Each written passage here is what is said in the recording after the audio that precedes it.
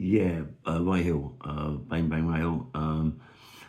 Years ago, when I was at Chelsea Prison, I just see a picture of Alex Steen, Ray Bender, and a few other people, and it brought back loads of memories. Yeah, because when I was in Chelmsford, Ronnie Bender, I used to always like be in the toilet, shadow boxing with the weights and all sorts of things. And Ronnie Bender seen me have a few fights on the rugby field and all this there. And Ronnie Bender was talking to me about his brother Ray, and he was very good friends with Alex Steen. And I said, why don't you have a visit and have a chat? So I sent the visit out to Ray Bender, and Ray Bender brought Alex Steen with him, and we was talking about boxing and asking me about my life. And I said, look, when I was a kid, I was molested, raped, and bits and pieces like that. And I said, it maybe changed me to make me the man I am today, yeah? I said that I was an amateur. I used to box with Priory Youth. I used to box for London Transport and Handball Boxing Club and places like that, yeah, lots of different places. I've had quite a few amateur fights.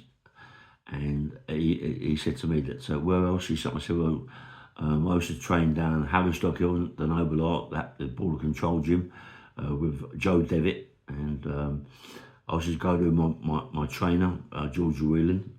Sometimes on the Sundays, I used to go with another guy called Farrell McGew. And I said, yeah, I used to train up there really, really hard on a Sunday morning, sometimes on Saturdays. And I said I used to spar with Billy Head quite a lot, Bill. Bill taught me a lot. I sparred quite a few times with Joe Bugner. Bugner took liberties with me, but that's part of learning, a learning cove. I said, but yeah, he taught me a lot. I said, then I went to the Wellington Highgate with Georgie Francis and trained up there with Conti. And there was a lot of people up there at gym, yeah, that I was to train with, yeah. I loved it. I loved my boxing. And I said, when I was an amateur, the guy called Farrell McGew, big guy, 6'2", 6'3", 18, 19 stone, at open class, could fight anywhere, only one really, heavyweight. We used to come down Haverstock Hill with me all the time and train, and I was aspiring such a lot, and when I was getting better and better, because I was with Billy Head and Bugden, and I still learned a lot from them two, I become the governor of Farrell McGew, and I used to kick him out the ring, used to lay on the floor and couldn't cope no more, but I was so fit, yeah. And there's a guy called, I don't know if you've seen the picture that I put up yesterday with George Foreman. There's a guy there, big man, mate, big man, massive hands, and really could bang. This guy could really punch. If he hit you, mate, it was all over. So much power, yeah. Tony Gray, good amateur. He fought Farrell McGew, but Farrell McGew beat him on points. Tony Gray has never lived that down, you know what I mean? But Tony, good fighter, son. Farrell McGew and Tony Gray, and myself, if we'd have got into the unlicensed fighting, I know I did, but if they two would have got into the unlicensed fighting with me, I think we'd have ruled it. I don't think Lenny McLean or Roy Shaw could have come nowhere near Farrell or Tony Gray or myself, actually. We were better. A lot better than them, without a shadow of a doubt. We were a lot better. And when Ray was talking, Ray Bender and Alex Steen, and they said, look, why don't you turn pro when you come out? We'll look after you. I said, look, I can't. I've got judges said that I can never get a license, because of my violent record. Police officers, bashing up police officers, and bits of eating the police officer, paving slab and all that. And I'd never ever be able to get a boxing license, even though that I was good enough to get a boxing license. I was so close with Georgie Francis, and Mickey Duff, getting a turn pro, because they come visit me in my house in Acton. I wasn't there, but I was so close to turning professional. John O'Gardner We used to all train in the same place, you know. I never sparred with John. I see John O'Gardner was very very fit guy. I've seen him leave the gym after he'd have a workout, leave the gym and go for a run at Averstock Hill, all round the back, all round Hampstead, all round there, and come back like an hour later, absolutely drenched, you know, and so fit. The guy was so fit, John O'Gardner, mate. I liked him. We never ever got to fight as amateurs. It was a shame, you know, but that's life, isn't it, you know? And no, that's the only problem with me.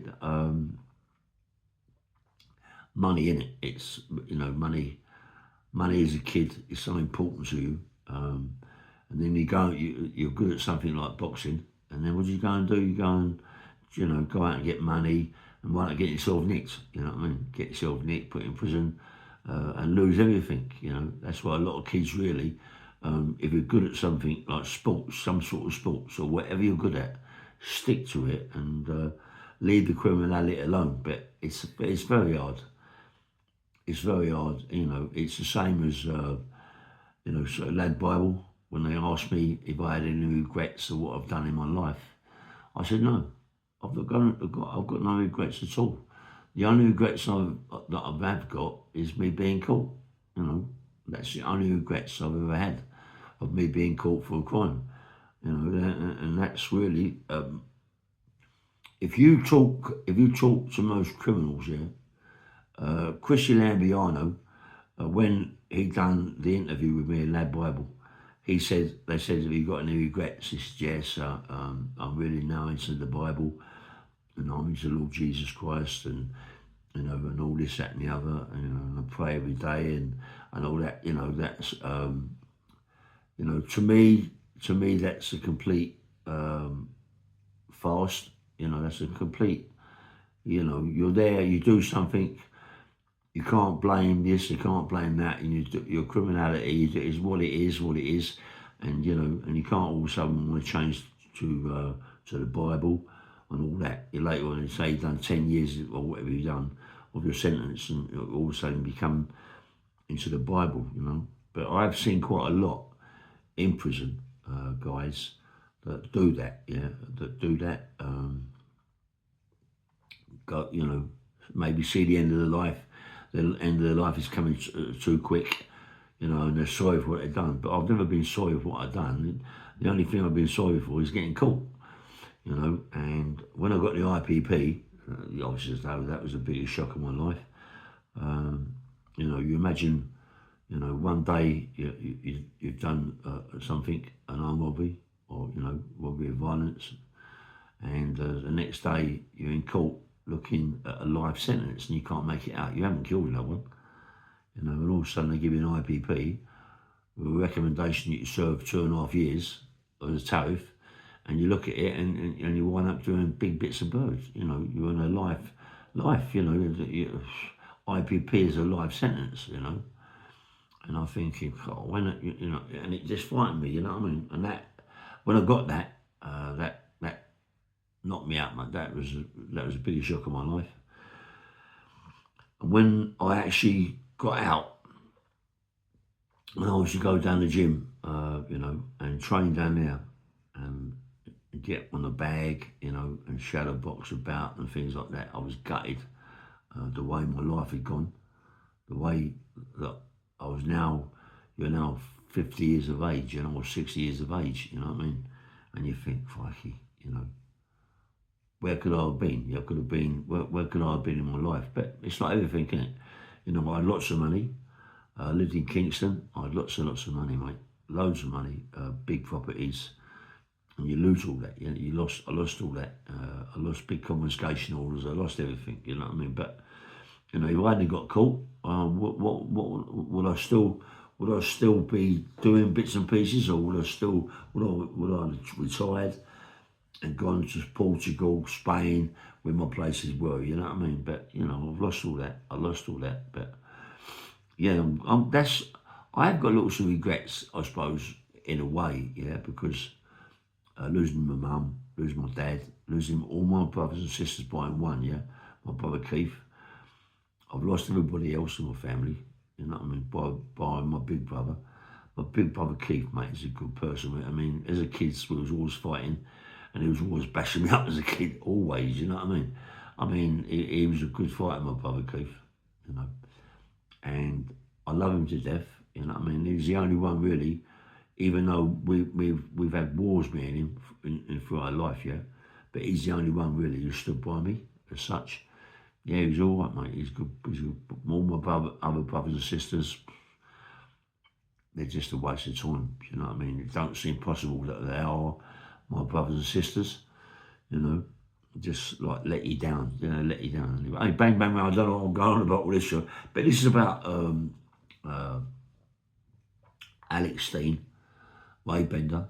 You know, I mean, when I come out of prison and I sort of like see Alex Steen. I used to train quite a lot in the Beckett. I see Alex Steen down there with Roy Shaw and them people. And I see Alex Steen at a lot of shows, Rainbows and all that, you know. And I talked to Alex Steen and Ray Bender quite a bit about the boxing and fighting, you know. And I always said, you know, look, I want to fight Lenny. Alex Steen tried to get it a few times, tried to bring that forward for me to fight Lenny.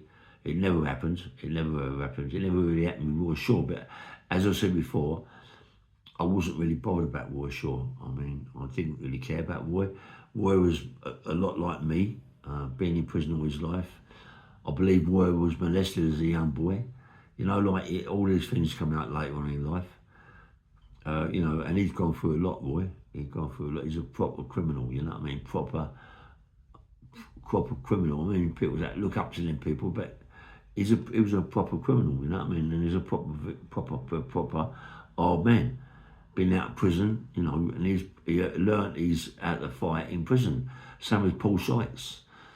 You know, lots of us learn to fight in prison. You know, even though we can fight on the road, but when you get in prison, you got to learn to fight, because if you don't, people take liberties with you. You know what I mean? And prison can make you a proper man. You know, I mean, when I was in Albany, I mean, I was big. There's a few screws who are on my site, on my channel.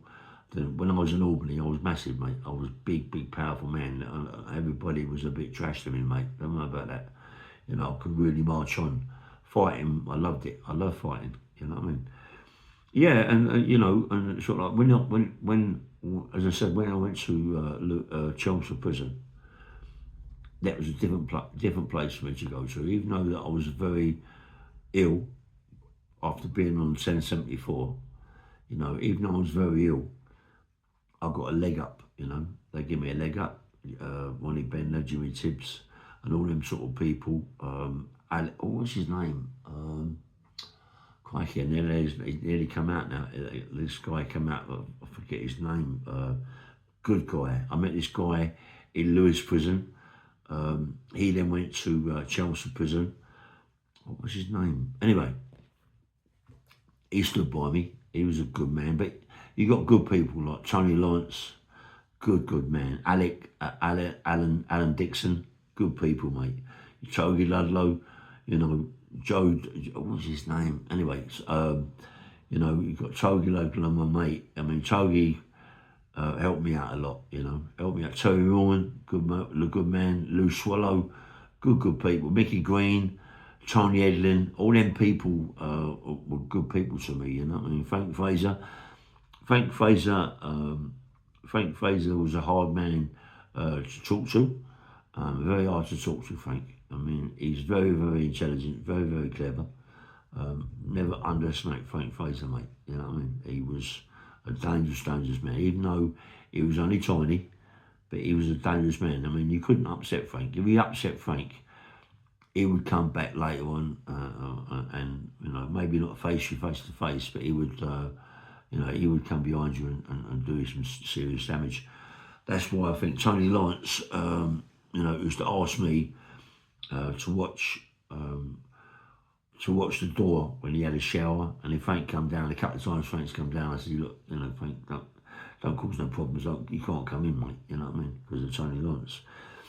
But there were some good people there, mate. I mean, some good people in Chelmsford Prison. Chelmsford Prison, out of all the prisons I've ever been to, was the best. Albany was was a learning curve for me. Yeah, that was the first real big prison I've ever been to. Yeah, but it was a learning curve around all them people, like Pat Adams and all them sort of people. It's a learning thing. Pat, I really like Pat, mate. I like Pat not because he's like people go, yeah, because he's Pat Adams, because Pat was nice, a nice guy. That he wasn't. He was very loud, Pat. I mean, he's very, very loud. But you know, he was a guy that he would always give. I've never seen him take from other people. Never. Maybe on the street as a living kettle of fish, but in prison, Pat Adams never took. He'd always give. You know, he'd always give you. If he was cooking, he'd say, "Do you want something to eat, mate? Do you want a bit of this, mate?" And you know, he'd always ask you. He was such a nice guy. You know, and me and him used to train quite a lot in Albany, and he got quite big, Pat. Yeah, he used to love doing curls. In good shape. He was good shape. As I said, he was called the antelope because he ran like an antelope. You know, he was very, very fit, Pat. Yeah, very fat, very fit, mate. He was a nice guy. He was a nice guy, you know. And them sort of people, you only see the nice side of it. You didn't see the bad side of it. But obviously, so that he had his own little firm in Albany, and they was all nasty people. You know what I mean? So you can imagine, you know. But me and Pat was nice, good mates. Mason was good pals. Yeah, he was a nice guy, Pat. I respect him big time.